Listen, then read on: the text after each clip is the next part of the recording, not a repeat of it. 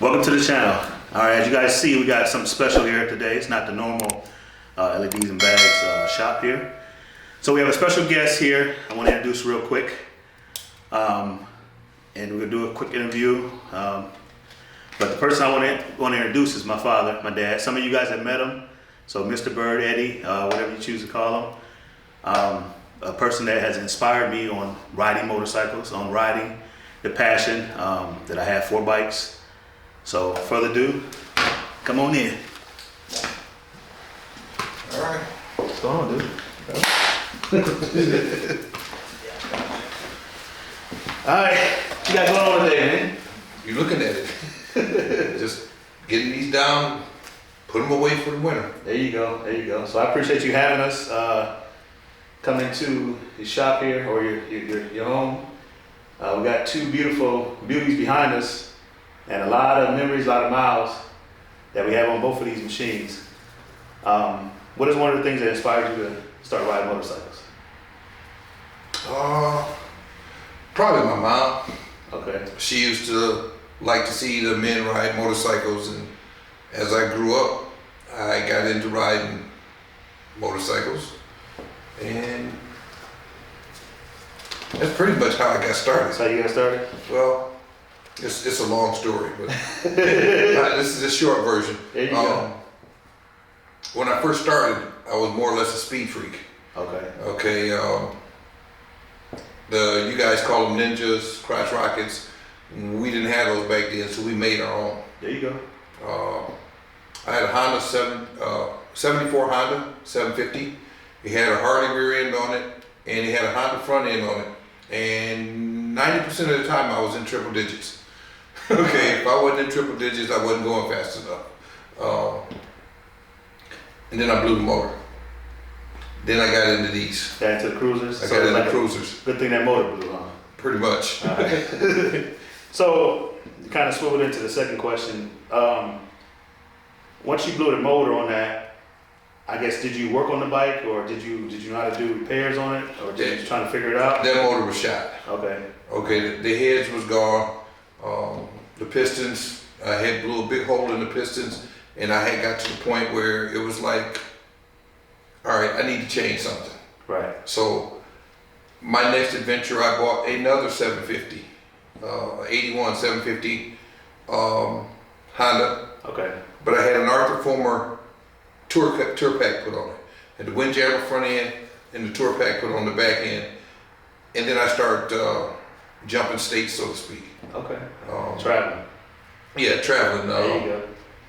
And then I got hooked up with the only club I've actually ever been in, was the Iron Stallion Motorcycle Club of Elyria. Okay. And what they did is they put on shows. They did parades. They went to the schools. They It's a lot of community work. did a lot of community work. And of course they had their cabarets and that stuff, but they were mostly about bringing people into the motorcycle world. Right. And that's where I learned a lot of my bike etiquette. Right. Bike etiquette is very important. It's some of the things that I see. I guess it all depends on how you were brought up. As you guys know, I was taught by an old schooler, so I have the old school riding etiquette. Some of you guys have ride with me. I'm not perfect, but you know, some of your etiquette is definitely important, and you to learn how to maneuver when you need to be. And like you always told me, I guess learn your machine. Learn your machine. Yeah. So we can start with one of the two. Give me your most memorable ride. Let's start with the Gold Wing here. What year is it? A little history on it? That's a 99. All right. That's actually my second or third Gold Wing. All right. On that particular bike, well, let's back to the other one. Okay. My 1200. The most memorable ride I had on my 1200 was obviously with you and with my mom. How old was I? Oh, you was real young. Okay. Like, had to clarify. well, right there. Yeah. Coming back from New York. Okay. On the other Gold Wing. But to my mom, her and I rode out to Tucson, Arizona.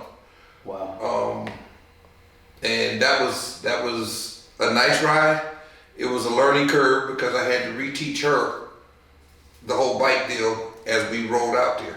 How many days did it take you guys? It was 2 days. 2 days, okay. Yeah, we actually, you can say 2.5.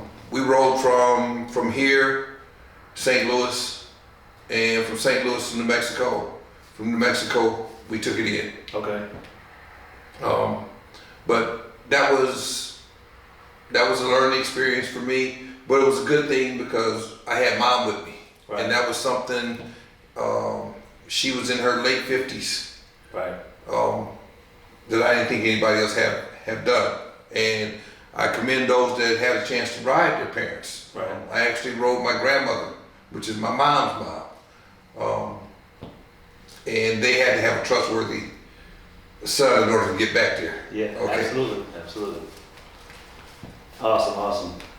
So how many miles you got on that? That one's around 70 right now. 70. You bought it with what, 1 mile? Yeah, well, 0 or 1 mile, yeah. Okay. Yeah. I got a few miles on that. Yeah, you rode that one to Alabama. Yeah, my furthest trip. Yeah. Furthest trip from Ohio to Alabama to actually my grandfather's Funeral. Yeah. Yep. Yeah, you rode that one there. I could have gotten a car, but I wanted to ride. That fire in me. Yeah, well, just to press pause and backwards, it's what I've always told you. You get into your machine, you learn your machine, you don't ride your machine, you get into your machine. Right. So you feel everything that's going on with your bike. Right. And you know, which I tried to explain to you, you know your machine. And when something's not right, because you're in it, not on it, you feel it. Right, absolutely. That's important, I guess.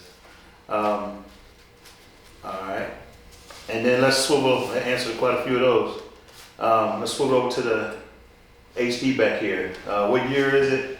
This is a 2018 anniversary. Actually, both bikes are anniversary bikes. Look at you. Okay. But this was a what would I call it? I got this bike by default. All right. And I say default because I was actually looking to buy me another Gold Wing. Okay. But they had, on the 2018 Gold Wings, they had shrunk the tour pack, the saddlebags. They made them like crotch rockets. And for you people that know bikes, they made them like crotch rockets. The motor and everything, excellent. Yeah. But I tour. I go places. I need space. Space, right. Okay, so they didn't have what I wanted, so that pushed me into Harley. So this particular bike, I've been to San Antonio, Texas. I've been to Carolinas, I don't know how many times.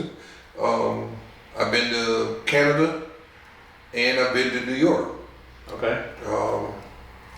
I'm somewhere around 25 or 30,000 on this bike. Okay. There you go. And one other pause, which is a plug. The bike behind me, 89 to 90% of it has been redone with the Van Black parts. Everything from the saddlebags to the wheels to the lowering kit to the air ride, stereo, all of it's in Van Black. It's pretty done up. Pretty much through LEDs. It is done. And these, my wife made. There you go. And they're on that bike too. She didn't make those. Love your fringes. I love my fringes. I ride with fringes. People don't like fringes, but that constant tinkle or tap on the arm keeps you keeps you alert. Yeah, man. When I rode this one, it was, well, actually, because they're on all your bikes, I kind of got used to them, but especially that one, that thing burns after a while when you get up in the speed, and it keeps you alert. Keeps you alert. I'm like, why they got these things on here? But they keep you. I see a reason for it. Well, and the other reason, and I have to go backwards and pay homage to one of the guys that I learned from, as in James Qualls, Okay. who rode with fringes. He had them on all his bikes. All right. I fell in love with that. And these were guys that were in the Iron Stallions Motorcycle Club. Absolutely.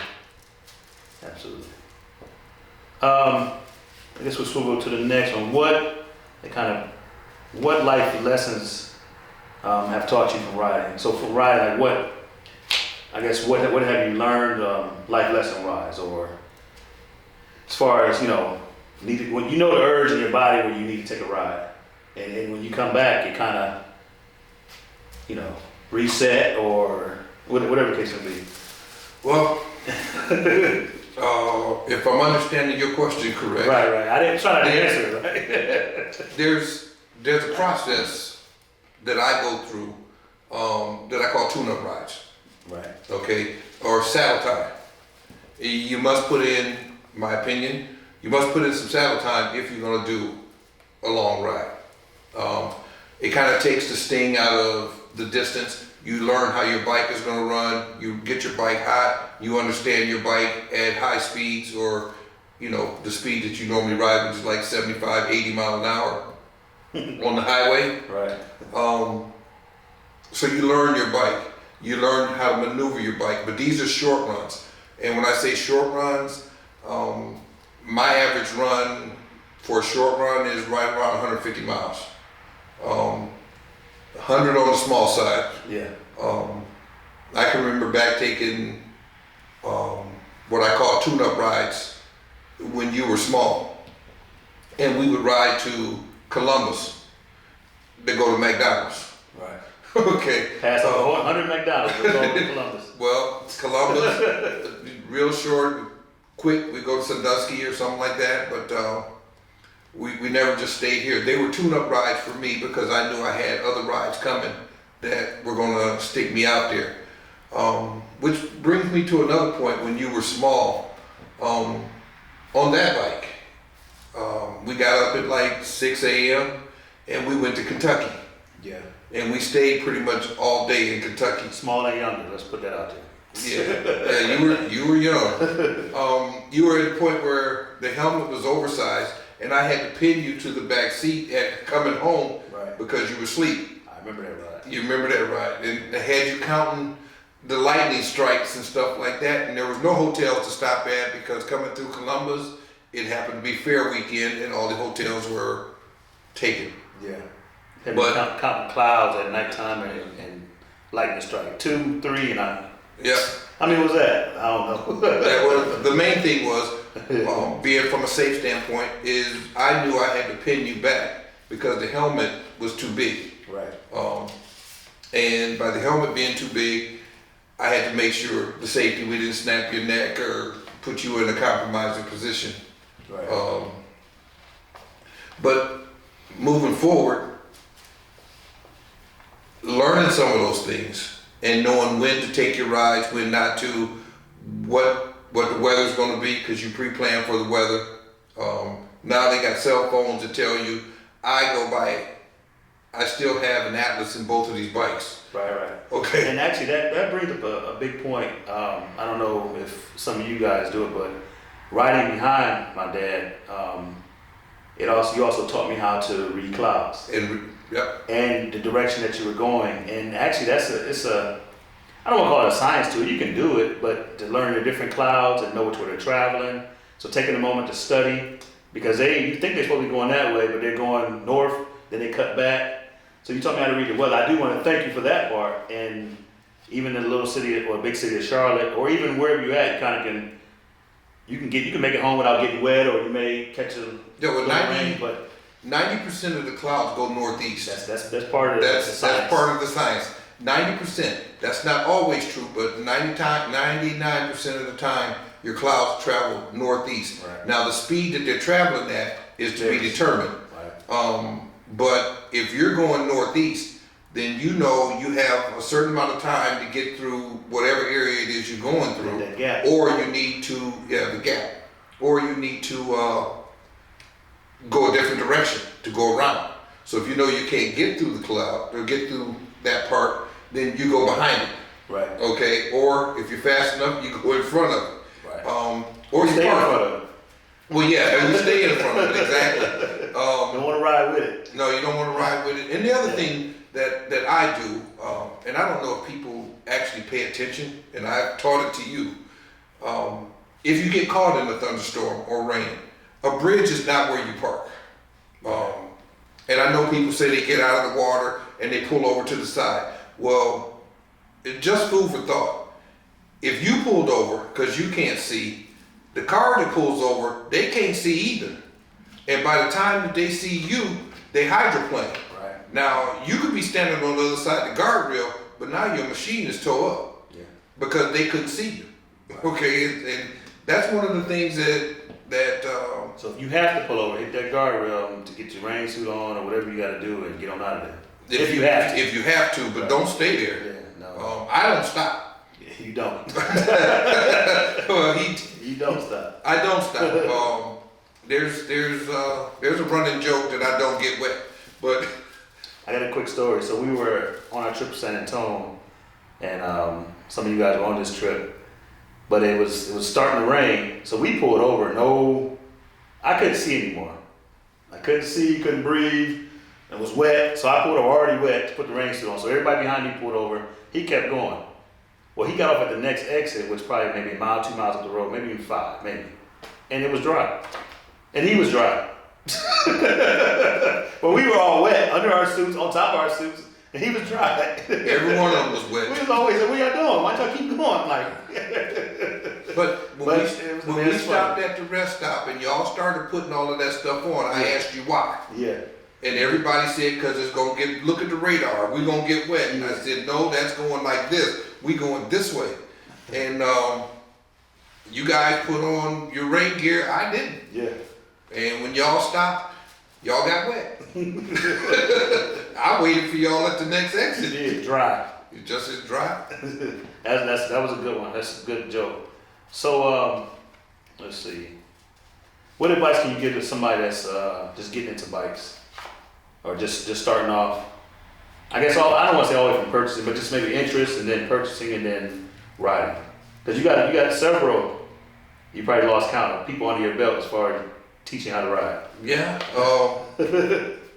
Or talk, should I say, how to ride. Yeah, it depends on what they're trying to do. The first thing is, what kind of riding do you want to do? Right. Are you in it for speed? Are you in it for the local around town? Or are you in it for touring? Right. So you figure out what it is you want to do. And you gear that to the bike that you buy. Because you don't need a crotch rocket to travel. That ain't going to work out long. Okay, you're gonna come out of that. Or something like that for around town. That's too big for around town. But figure out what type of ride you want to do.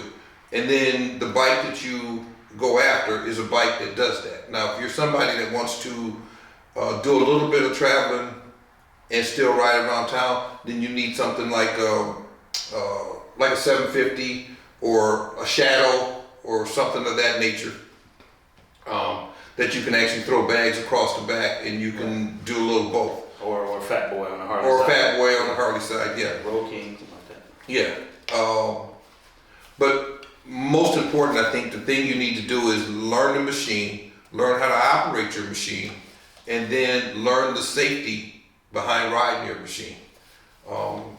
And most important, I think, is ride within your ability, not somebody else's. Like I always tell you, you don't do what everybody else do. You ride your ride.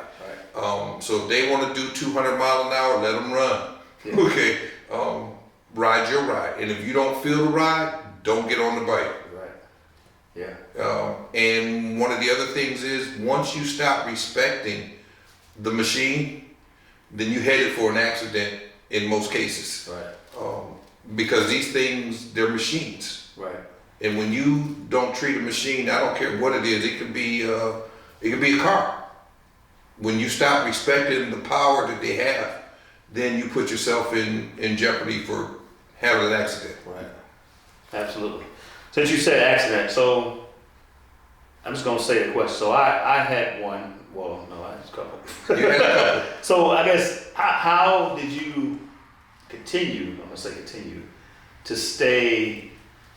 I don't want to use the word accidents free, but to kind of stay seamless on that aspect. And then also within that question, what were your thoughts? I remember my major accident. I don't know if I was still in the hospital or if you afterwards, but I remember you came and gave me the key to your bike. What were your thoughts when you gave me one of the keys to the bike? I'll touch on the first thing, accidents first. Right. For me, I ride within my ability. Right. That's first. It's important. The other thing is I pre-route my ride from a mental standpoint. I don't do what I call silly stuff. Right. I'm not out trying to do donuts. I'm not out trying to outrun anybody. None of that kind of stuff. I ride my ride to where I'm going. Right. 80% of my rides anymore are travel. Right. Most of your accidents are in town. In the city, yeah. And if you stop and think about it, when you're on the interstate or the back road, everything is going one way. So all you really have to worry about is merging traffic or when you merge off. When you're in town, you got people coming out of driveways, cross streets, and everything else, and most people aren't watching motorcycles. They say they don't see them. So what do? They put brighter lights on them, they light them up, they make them noisy, all of that stuff. And then people still run you over because they say they don't see them, Right. or they don't hear them, which means they're not paying attention. But to move on to your accident, I don't know if you remember, but I told you if you never ride again, that's fine. Right. We can do sports cars because you're connected and we ride together. Right. We do stuff like that. But I told you if you wanted to ride, then we'll ride. And you said you was gonna ride. So I gave you the key and said when you're ready, let's do the ride. And if you remember, we went down 113. Yeah, I had to go off the grid. Everybody was on me. I went missing for a minute. Yeah. And I put him on curbside and I rode traffic side. And we slow rolled towards Sandusky. And I let him do him on that side because now the trauma from the accident you had to get through. Right. So you were alert about everything. Oh, I seen everything. Okay. which Absolutely. is good, but you were alert about everything. So I had to let you process that. Right. But I was there with you. Right. On the way back, I asked you, did you want to come highway or did you want to come back the same way? You elected highway. Let's do it. So you want to do some speed. Okay, we put it out there. I still put you curbside and I was just a buffer. And we ran. When we got done, I asked you, how'd you feel? You said, well, I'm gonna ride again. I said, well, whenever you want to ride, we do this until you're comfortable enough to do it yourself. And it's like any, at least in my brain, it's like any accident, any setback, you got to get to the point where you're comfortable again. Right. To do what you got to sports do. And everything. Yeah. Yeah. So now you got to build that confidence up in you as well as the machine that you ride. Right. So that was why I gave you the key and said, when you're ready, let me know. We'll take one of the bikes and we'll go. Little did you know, during that process, after you gave me the key, I woke up every day, still not going anywhere, but I threw the key in my pocket with the inspiration on, we're gonna get it back on, get it back going. I wasn't near the bike or anything. My bike got tore up, but I threw that key they gave me. It went to my pants pocket every day. Well, I'm sitting there, I was at home on the couch trying to rest up and get better, but that motorcycle key was in my pocket. well, just from my vantage point, Yeah.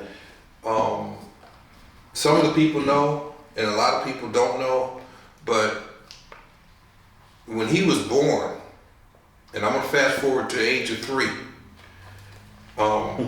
he ran from motorcycles. Anytime I went toward a bike, he ran. I finally tied him to me on a bike, and we rode. And he's been on a bike since about 3, okay, behind me or in front of me, until he got to the point where we could do this, where we could ride together. I'll bring that in a little closer. What trip is that actually? That's coming back from, Out of Winston-Salem? no, That's a sign right here. What does that sign say? well, Rarity Mountain Road. I think that's Winston-Salem. we were coming out of there. Yeah, come out of Winston. Yeah. 77 somewhere? Yeah, coming out of there. On the Go Wing? And I'm on the Gold Wing and he's on his VTX. Yeah. But this lady right here, she loved to ride too when she could. And that's the one that I took, that's mine. That's the one that I took to to Arizona. Oh yeah. Yeah. Yeah, to Arizona. Yeah. And then this one I think you showed earlier. I'll bring it closer, but this one's I was probably about what? This is on what year's the bike is that? 80. That's a 12. That's a 1200. 1200. Yeah. Going 1200. What year is it? What year is it? You was probably 8. What year was the bike? The bike was a 12. The bike was 80. no, it wasn't 80. It was 87. 87. Going. So no. Oh yeah. Yeah. So I probably was about 7. Yeah, something like that. 7. Got my legs in the front wrapped around Pops, and probably strapped to him. Coming out of Buffalo, New York. Yep. That was a ride for me. From Ohio to Buffalo, New York. Got a few miles in, man. You got a lot of miles in it. Let me ask you about this. So, some of you, like I said, some of you guys were able to meet Pops and hang out with him. So let me ask you about your recent trip this year. Or actually, let's back up. Let's start with Daytona. When you ever do the bike trip with me or come along, just your thoughts of me doing the Ledsnbaggs and going towards my passion. And you were able to, it's kind of like roles are reversed now. Like you kind of ride my coattail and seeing people that I deal with and being around motorcycles, which you have a passion for as well. It's a beautiful thing from a parent standpoint to see their child excel in something that they like, and then you being able to be there to help and not to guide at that point. Right. Throw some information in, and if they use it, they use it. If they don't use it, oh well. But to watch him do what he does, as far as rattling off prices and transactions and what part fit what bike and all this kind of stuff, all of that stuff he just throws right out there because he dealt with it for so long. So being in Daytona and watching that happen and seeing how the people interact, it was an excellent, priceless experience. Priceless experience. Exactly. All right, so let's push forward from Daytona. Pops, you had a good time. We rode for what, 2 weeks? We rode. Yeah. We rode every day. We rode every day. Rode every day from the hotel back to the show. Had a good time. And then we fast forward to Sturgis, 2023. How was that? How was that trip? A little longer trip. A lot longer trip. A little more preparation. A lot more preparation. How was that experience? The Sturgis experience was good for the most part. Most of the business stuff was the same. Yeah. The people were different. Right. You had a lot of people that I met at Sturgis as well as you that knew us from Daytona, and they actually purchased things. And then you had some people that came in that I call knuckleheads, and they were coming in with that chip on their shoulder, so to speak. And just to be uncandid about it, it was, you have a skin tone, you don't need to be here. And that's wrong. Right. Okay. This is a passion that we have. Anybody riding a motorcycle, I can relate to you. If it's just motorcycles. Right. Absolutely. But to judge a person for skin tone in Sturgis, that's wrong. Right. And not everybody did that. Don't get me wrong. There's a lot of beautiful people in Sturgis. A lot of nice vendors, and I met a bunch of them that I'm still talking to via text message and stuff that I didn't meet until I got to Sturgis. Right. A couple of local people too as well told us where to go eat and what rides to do. Yeah. Hanging out with Steve. Shout out to Steve and Mary. Yeah. and Jeff. Steve, Mary, and Jeff from Sitbagger. Yeah. They showed us a lot too, because they had been there a lot more than what we had been there, or at least I had been there. Absolutely. So they knew places to go and that type of stuff. But all in all, the experience was good. I enjoyed the experience. It's something that I won't forget. Right. From my standpoint, it was honorable to show you something that I done. This is the path that I took the first go around. So to bring my pops with me to show them, all right, this is what we did, this is what we seen, to show you some of the stuff I had seen twice. It was my second time, but it was great to see it again. Because you see something different when you go back. We went to the Crazy Horse. We went to see Mount Rushmore. Right. I wanted to do some of the other rides, but vending life is a little different. So it's Yeah, 8 to 8. 8 to 8. Yeah, or should I say 8 to 8:30? There you go. And that's AM to PM. Right. So we gotta do to get that paper, right? But yeah, that's awesome. Anything else you want to add? We're gonna kind of wrap this thing up. Well, I appreciate all that you're doing and the path that you took. I'm glad you're trying to excel in something that you have passion for, even though your degree was in something totally different. IT degree. He's an IT degree, but he's doing something totally different when it comes to that. And that's a good thing.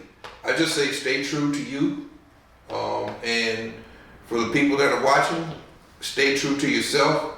Learn your machines if you're riding. Ride sensible. And keep both of them on the ground. There you go. All right, one more question before we go. Do you have any plans for either bike? We start with the Wing, as far as adding anything to it, or the Wing kind of as it is. You gonna let her ride out like she is. The Wing's pretty much set. She's set. All right. The Wing's pretty much set.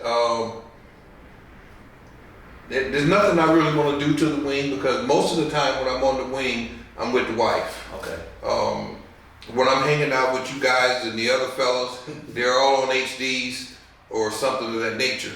What you want to do? What you want to do? Really? Or she said. Really, there ain't a whole lot left to do to this. Yeah. I might try to change the seat for the wife periodically, but they won't stay there. Yeah. Want them put on, take it off. Yeah. But like I said, this bike behind me, there's really nothing else to do to it. Yeah. To be honest with you. It's kind of funny, and then we're gonna get out of here. So when he bought this bike anniversary, I bought it and I don't do anything to it. Yeah, that's Then what I thought. Then he hit me up, said, let me do some bags, son. I said, all right, is that what you want to do? So shout out to our painter, Nate. He matched the bags to the stripe for the anniversary. So we're able to do that. And he come back, I didn't want to throw the lowers on there. It's like every summer, I said, all right, that what you want to do, Pop? You sure? So we threw the lowers on there. I think your first hit was the wheels. Yeah. First hit was the wheels. He pulled the wheels off, swapped them out. So Coastal Motor wheels. Where'd you chrome the forks at? I did that, didn't I? You did the forks. Yeah. So we did the forks, chrome the front end out. Change lights. Yeah, do the lights. She's a beast. Got a little music on there. Got a little music on there. Yeah, got a little sound in the rear end. So right now that's what you're playing with. Yeah. There's really nothing to do to this bike other than ride it. That's it. And I'm trying to put together some trips, even if I have to take them by myself, which I prefer to go with people so we can all enjoy. But circumstances says it so that timing, people, money, all of that stuff has to mesh. And if it doesn't mesh, then people say they go and they don't go. Right. So you wind up doing stuff by yourself. All right, we had a quick technical difficulty. But like I said, let's bring this thing to a close. I really appreciate you taking time out to tell us a little history. Oh, I don't think I asked this. How many years have you been riding? Got to ask that.